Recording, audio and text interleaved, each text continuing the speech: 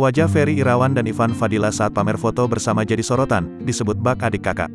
Momen pertemuan Ferry Irawan dan Ivan Fadila di Bali mencuri perhatian publik.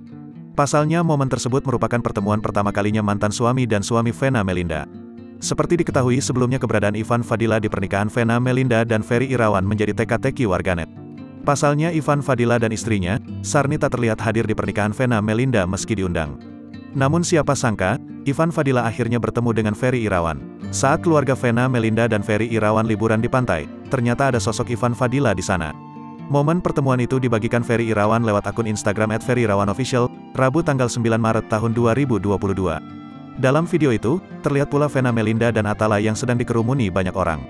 Namun tak terlihat Verrell Bramasta pada kesempatan itu. Saat disapa, Ivan pun langsung menyambut hangat dan menghampiri Ferry.